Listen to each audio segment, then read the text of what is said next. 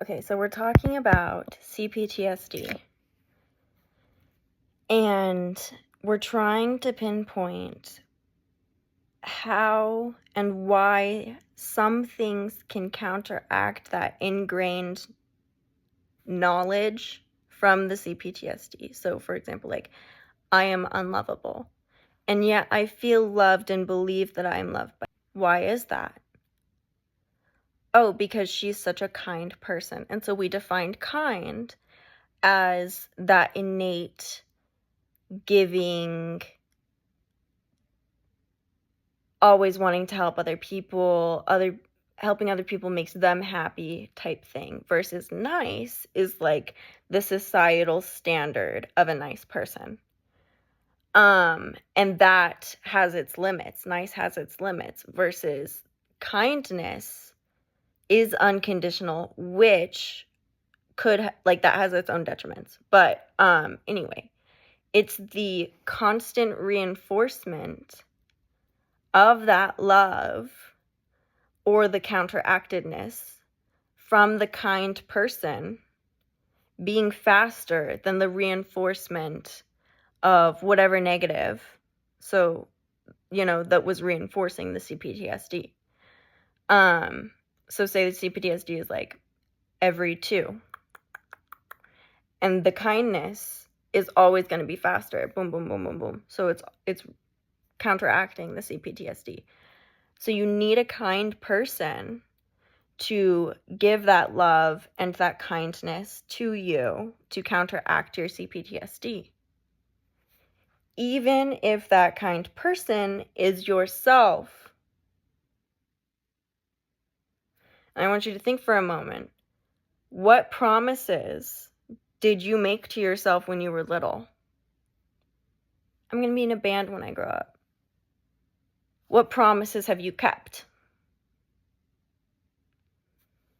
What promises have you broken?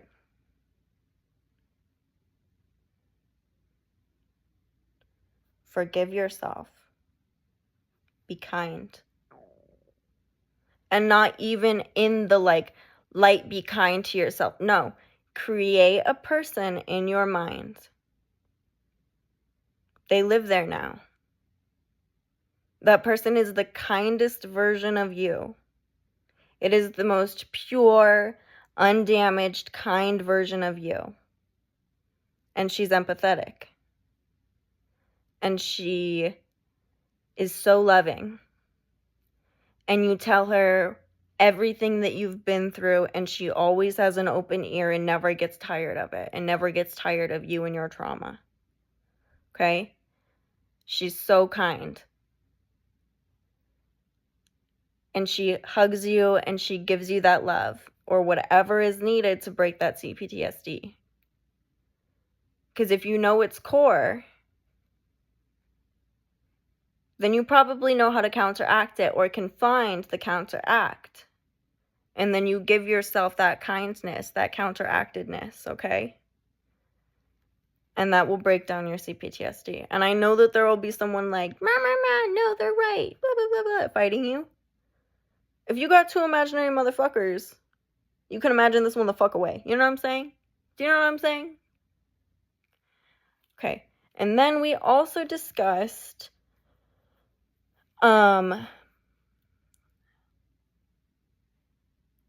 she's sort of like pondering why I'm still helping and being kind to people who don't share or give equally back to me in those same ways or in other ways. It's unequal. They don't give me that kindness. They don't give me that love. They don't give me the attention, the helpfulness, whatever. But I always just give it to them. And I simply said, because I'm that kind of person, and I'm not going to let them change me because they're fucked up. Because that'll just twist me back into them. They're just trying to make me like them, which I don't want. So, I choose to stay myself, the kind self, who helps her fellow women and who helps people out and who is always in a listening ear and you know, a research hand or whatever. Because that's the kind of person I am. And I'm not going to let other people's nastiness seep into me. You know what I'm saying? Even if they're nasty. Because maybe a little bit of my clean water can help dilute that shit a little bit. You know what I'm saying? And I also am sort of more aware of the full picture of people. And I'm going to take the good moments that I can, as I can, with each person in my life. And we talked about some misandrist theory and about how men don't know what love is. They equate the feeling of being served to the word love. But they don't really know what that means. Not in the way that women know love. We know love in the way of creating life, building something in our stomach and then having it be born and having to take care of it and nurture it and feed it. And to take care of others and to know community, even if you're not really a part of one, even if your, you know, community is scattered and a mess and doesn't know it's a community, you guys can recognize that you guys are in this together. You guys are a community. You know what I'm saying? Like, but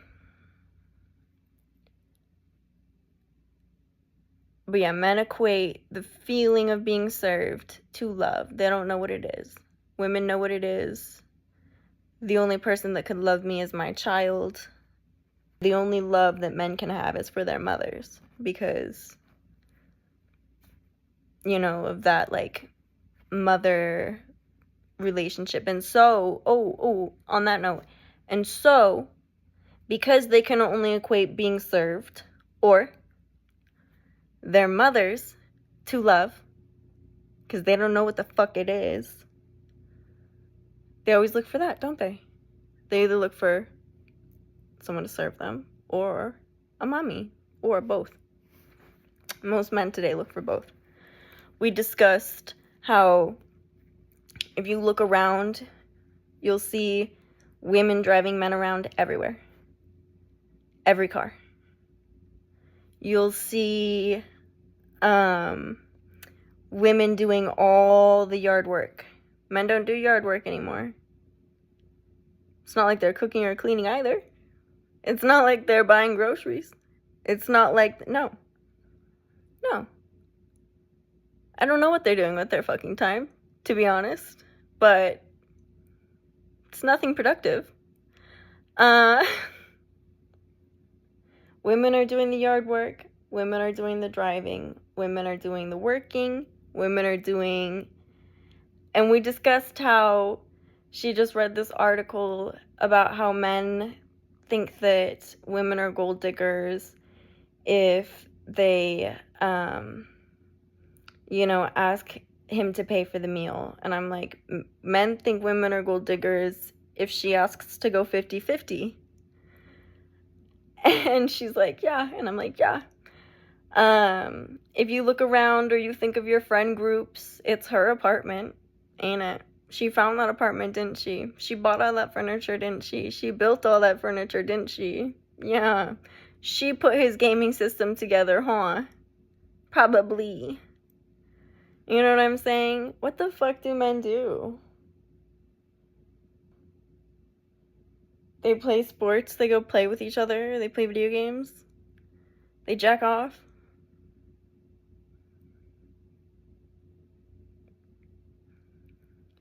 We talked about the belief systems of,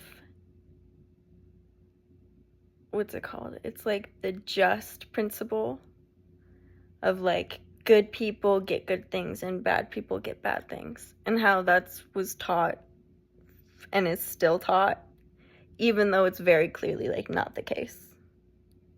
For example, They robbed the Louvre and got away with it. And certain people in power, or like, you know, you can think of many things that have happened to bad people that were good, and that have happened to good people that were bad. And how it's important to not ingrain that, because then that immediately gives a sense of confusion, right? And other ways that we do this simply with children is like, okay, if you behave at the grocery store, if you're good at the grocery store, you'll get something good. If you're bad, you'll get a punishment. You'll get something bad, right? And so, you know, maybe one way to not counteract, or to not do that, to counteract that, is don't give a reward every time one is necessary. And don't give the same punishment every time one is necessary. Sometimes a lighter punishment, or like a verbal reprimand, is fine versus a timeout or getting something taken away. You know, it can't be that consistent to create the behavioral pattern, the ingrained pattern, the ingrained behavior, old knowledge of good get good and bad get bad. Sometimes good don't get good. Sometimes bad don't get bad. You know, like, that's the ideal. And on that note, that's important because it was proven by the father of sociology. I do the German or French guy. I have him in my notes. I'll find him. That he studied suicide and suicidal societies. And he found that the core reason for suicidal ideation or suicidal societies is contradiction.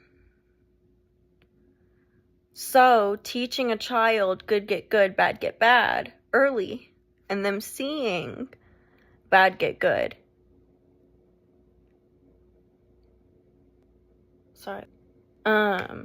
Teaching a child good get good and bad get bad. And then them seeing bad get good and good get bad. The contradiction is innately going to cause like deep, unyielding confusion, and could traumatize a child early on and give them like unknown traumas early on. And in contradictory societies, you know, that's what causes suicide. No wonder we have a lonely man epidemic and they're so suicidal and they commit suicide more than women. The patriarchy is contradictory. Women lead everything. Women buy the groceries, women drive the cars, women do the lawn work, women make the decisions, women pick out their outfits, women make the meals and choose what everyone's eating. Women are in charge of everything. It's contradictory to the patriarchy and the patriarchy's ideals and what they're continuously telling us. If it were the case, they wouldn't have to tell us. If women were supposed to submit, they wouldn't have to try and ingrain it in us and get us to submit. If men were supposed to be on top, they wouldn't have to repeat it and ingrain it that men are supposed to be on top, blah, blah, blah, blah, blah.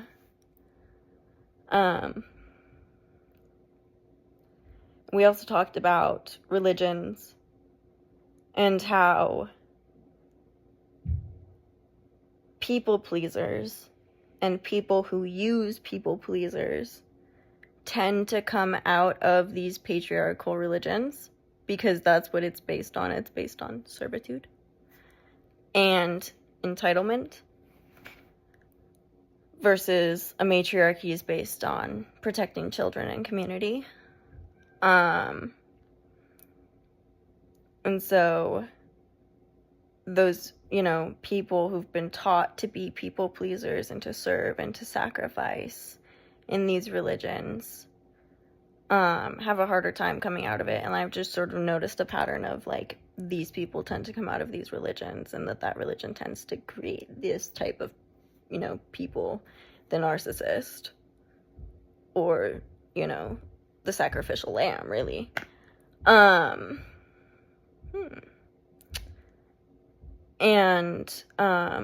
how if you follow one of those patriarchal religions, Christianity, Judaism, Muslim, Catholicism, etc., where there is a single male god,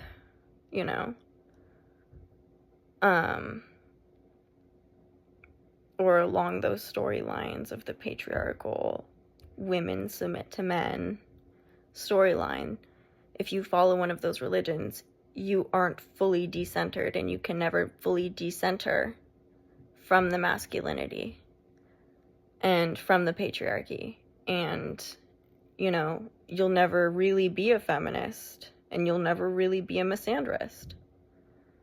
You're following of the religion and life of submitting to men.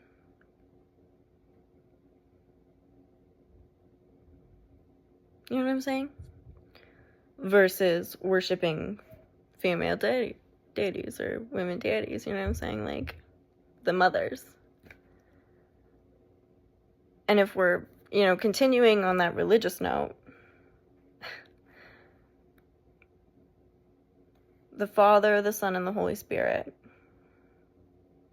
Strange. Who's the Holy Spirit? The mother? The mother?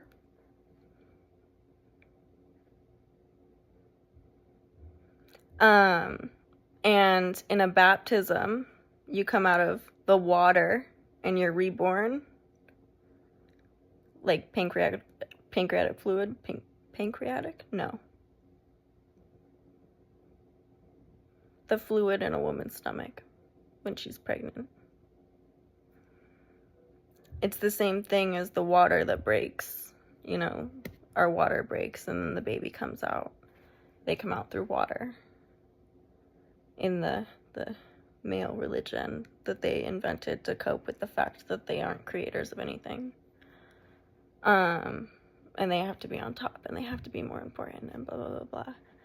We talked about the performance of masculinity, how it's just a performance, and how, the second you're alone with your boyfriend, he's actually cool and really great and awesome, because he's not performing his act of masculinity or whatever he thinks and deems is the performance of masculinity. And we talked about how if you're in a polyamorous relationship or a threes relationship with your guy, and he's so cool with you being bisexual, and yeah, you can kiss girls in front of him, blah, blah, blah, blah. Yeah, because it gives him points. It gives him points in the patriarchy's masculinity system. He has 2 girlfriends versus a guy who has 1 girlfriend. He has points. But he's not fucking her. They don't know that. Society looks at it. It doesn't really even matter. Society looks at it. He gets the points. You know what I'm saying? Anyway. We're also discussing, how to get someone to stop using AI, or how to get someone to stop using, or listening to Fox News or whatever. We haven't figured out Fox News yet, I don't think. But with AI, she says we gotta find their core value and then show them how AI is breaking that core value. So, her mom really, really loves art and really cares about artists and artist rights. And so then when a guy won a contest, winning hundreds of thousands of dollars, using something he typed up for AI to create and submitted, he won the prize, and then people complained, and they had him try to repaint it. He couldn't repaint it, but the award stayed. He still kept the prize money. He still gets the award title. And so then her mom was like, ah, and like hates AI now. So that fixed the AI thing because they found the core value. So maybe someone who really cares about women's rights would stop using AI after learning about how traumatic and damaging it is for the women of India to endure moderating our AI content, which is all just child pornography and rape videos, pretty much. Shocker. Because this is a fact, 90% of AI imagery online is porn. 95% of that is women and children. So, I mean, nobody's shocked, but they're the numbers. You know what I'm saying? Maybe a fucking man would be shocked. Or feigned shock. In the art of performing masculinity. Okay. Also, if a man isn't performing masculinity, he doesn't get extra points. Because that's a performance in and of itself. Okay? He's not better than any other guy because he's not performing masculinity. Or because he's performing it in a different, maybe more queer, open way. Okay? He doesn't get points. He's still a man. He's still looking to get something. Looking to steal, looking to get something, okay? They're the takers. We're the creators. You understand? They need to be the workers. I need to start fucking recording for real, because we get on high brain activity tangents all based in research, and she has like sort of this other side of research I haven't looked at yet, because she does, you know, PTSD focused, and I do society and misandry, gender-based, race-based studies. So anyways, really fun discussions. I'll leave you with that. Blesses.